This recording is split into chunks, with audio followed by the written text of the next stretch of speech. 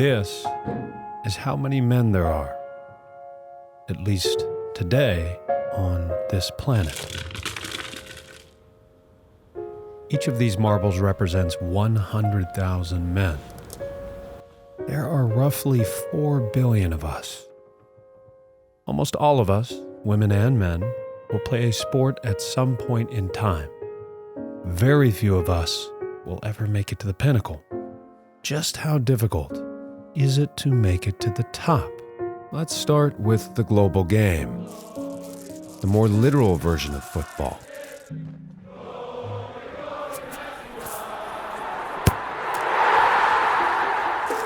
Perhaps the most challenging sport to evaluate, as many countries do not accurately track registrations. At least one country does, and that's the birthplace, England. According to the Football Association of England, there are 68,295 registered football players that are 14 years old. Over the last 4 years, 246 English football players made their debuts with the English Premier League, what many consider to be the top domestic league with the most depth. We'll average that and say there are 61.5 English rookies each year. So, what are the odds of a 14-year-old making it to the top domestic league in England? About 1 in 1,110 will make it to the EPL. What are the odds of making it for the entire English male population? About 1 in every 5,639. Let's head across the pond to a game that is played on a frozen pond. Hockey. The first organized hockey game was held in 1875 in Montreal. Today, over 452,000 Canadians are registered on organized teams. Hockey is clearly the most popular sport for our brothers to the north, and fortunately, Hockey Canada provides wonderful data for youth registrations. Similar to football in England, hockey in Canada is ideal given the unlikelihood of other sports to cannibalize the best athletes. If we break this down to a single youth year, a little more than 30,000 14-year-olds are playing hockey in Canada, who is also responsible for the most NHL players, 295 on opening night. About 120 rookies make their NHL debut every year, so if we apply this Canadian weight of 41.7%, that means roughly 50 of them will be Canadian on average each year. So, what are the odds of making it to the show? At least if you're Canadian? About 1 in 613 if you're playing youth hockey. If we look at all 14-year-old males, those odds are about 1 in every 4,371. How about America's pastime? Baseball. There are nearly 9 million high school males in the U.S. The United States has clean data on high school sports participation, so we know this past year, a little over 478,000 of these boys played baseball. Jumping to the MLB, 72.2% of opening day rosters were from the U.S. We will weight this percentage against the 239 players that make their debuts each year, and multiply that number by 4 since we sampled 4 years of high school. So, just how many make it to the bigs? About 1 in every 693 high school baseball players will make it to the MLB. For all American males, 1 in every 13,026 will make it to the MLB. Now to the less literal, but more lucrative version of football. What are the odds of making it to the NFL? The most spectacular showcase the league has to offer. Football is the most popular high school sport for males in the United States. Between all forms of American football, over 1 million high schoolers play. Since you can't go to the NFL out of high school, probably for good reason, just for fun, let's look at how many of these will play college football. 77,204 will play some level of NCAA football. 228 rookies played in a game last year, and 96.3% of the league is American. Thus, we'll say 220 are from the United States per year on average. So, what are the odds of making it to the most valuable league in the world? 1 in every 1,211 high school football players will make it to the NFL. Looking at all males, 1 in every 10,117 will make it to the NFL. How about the newest major team sport, the one that started in a PE class a little over 100 years ago. At the high school level, a little over 537,000 boys play on a basketball team, and of those, 3.6% will play in college. That's 19,213 male college basketball players. Each year, about 93 rookies will debut in the top basketball league, the NBA.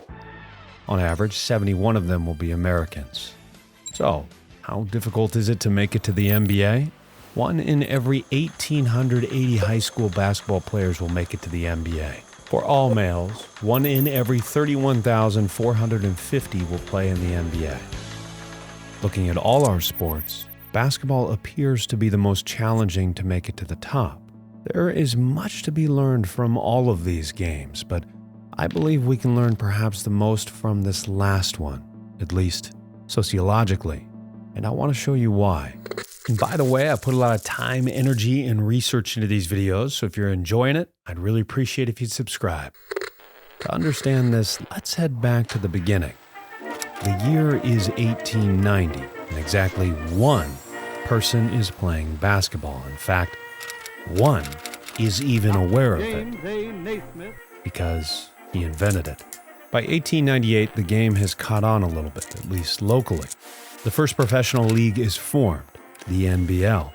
6 teams play on chicken-wired courts. The game is far from global. Canada is playing it recreationally, but these teams are composed of just local Americans. Throughout the next few decades, the professional leagues struggled to stay afloat, and eventually the NBL merges with the NBA. This was important, but what was far more important was something dramatic that happened. 2 inventions that would transform not just basketball, but all of sports. Radio and television. With broadcasting and advertising capabilities, sports became an increasingly larger business, driving revenue and growing games like basketball, but profits weren't the only outcome. Far from it. In 1978, something monumental would occur, except this was not broadcasted. In fact, this went completely unnoticed, at least at the time. On a completely different continent, far, far away from the NBA, a slim teenager was busy playing goalie when a coach stopped him. He mentioned he should try a different sport where tall people have an advantage. Standing at 6'7", the Nigerian picked up the game quickly, and a few years later, a scout saw him and offered him a visit, an opportunity, all the way at a college in the United States. This was rare. To put it in perspective, this was so rare that the college didn't even pick up the kid at the airport. That belief would change. The Houston Rockets select as Hakeem, #1 pick, the Dream, would go on to absolutely dominate and become the first African-born player selected in the draft. He would not be the last.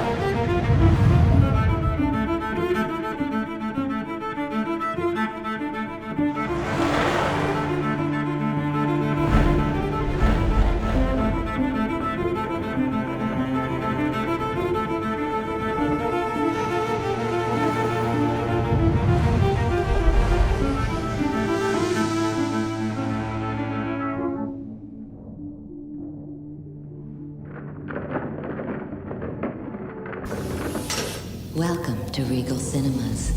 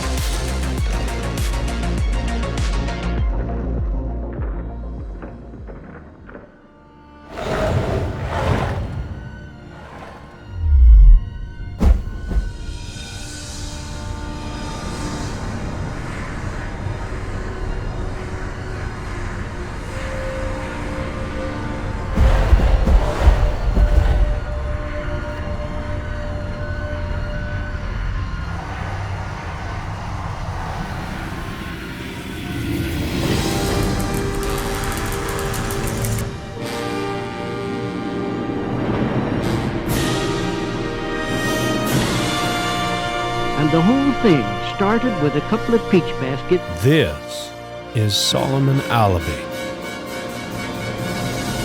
Like Hakeem, he played in the NBA. Like Hakeem, he is from Nigeria.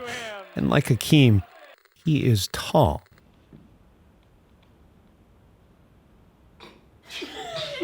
Really tall. And just like Hakeem, he grew up playing football. Were you a soccer player first? Yes. The only basketball court they had wasn't really a court. It was made of sand. After players like Hakeem proved that there was talent all over the world, the NBA launched a program called Basketball Without Borders, a camp that has helped find hundreds of international players like Solomon. I was praying, I wished I can be like Hakeem Olajuwon. Expanding the game to the edges of the earth.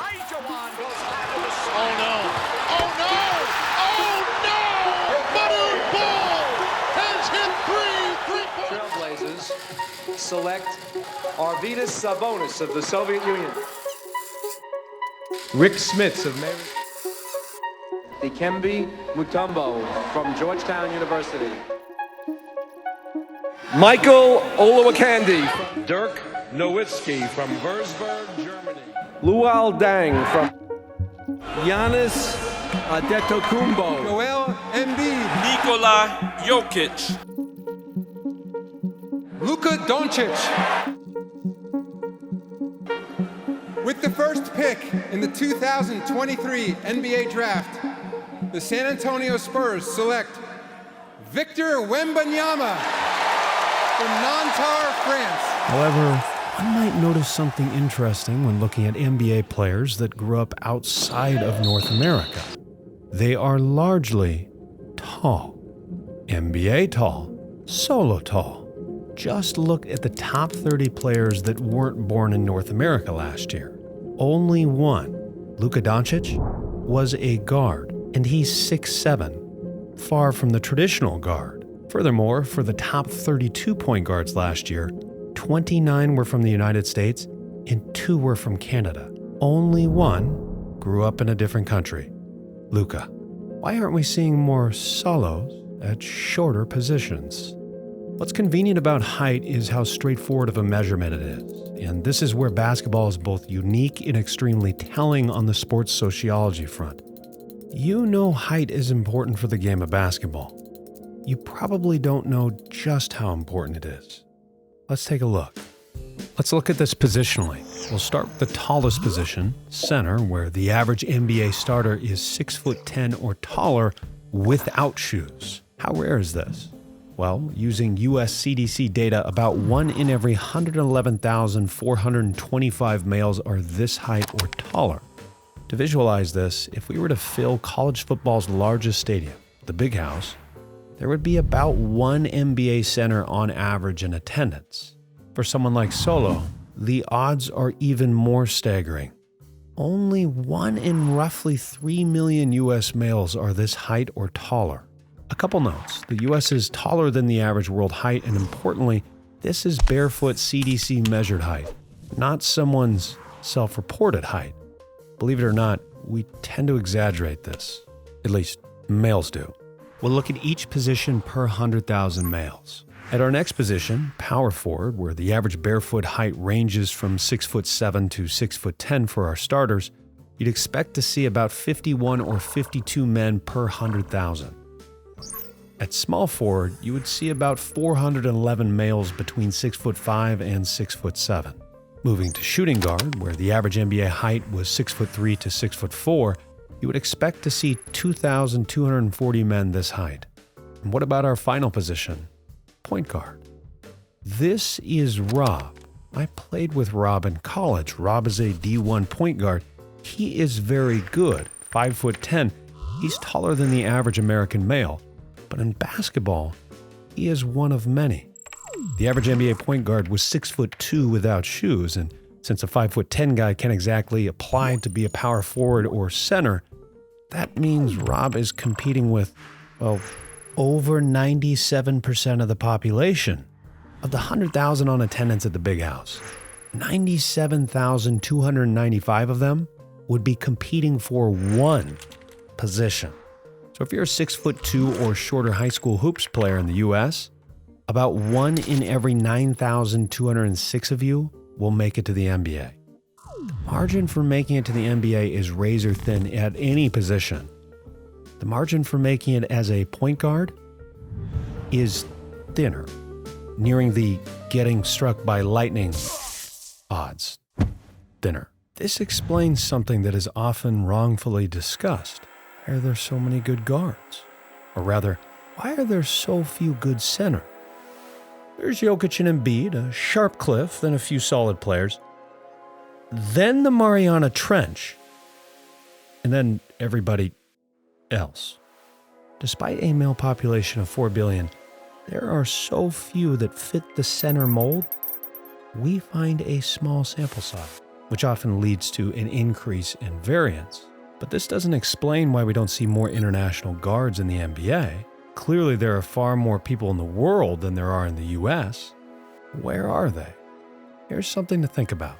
Would Ronaldo be kicking a ball if he was born in the US?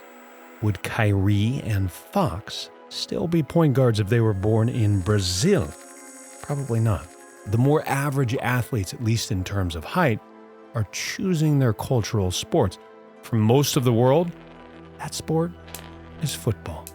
The outliers, like Hakeem and Solo, even if they started playing football, they're getting pulled aside and nudged with a, "Hey, I think you should try this." And with good reason. How many Kevin Durants did Kevin Durant compete against? Probably less Chris Pauls than Chris Paul had to beat out. Basketball is a paradoxically unique sport. It is both globally inclusive and discriminatory. You have to be tall, at least if you want to make the top league. In truth, you also need another trait, even more selective. You have to be long.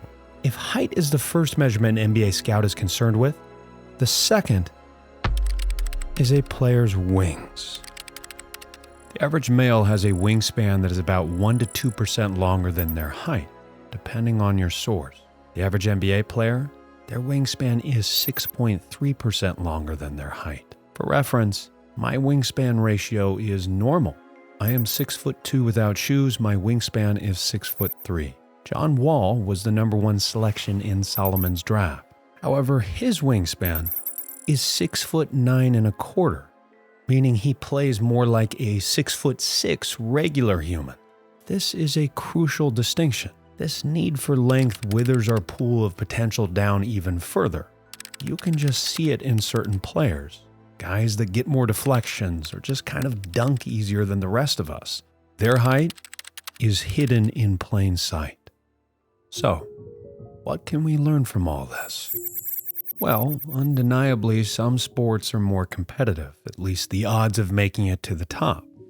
One could argue that a Canadian teenage hockey player is 3 times as likely to make it to the NHL as an American high school player is to make it to the NBA. Overall, in every sport, athletes face incredible odds, at least if you view this as the point of playing sports.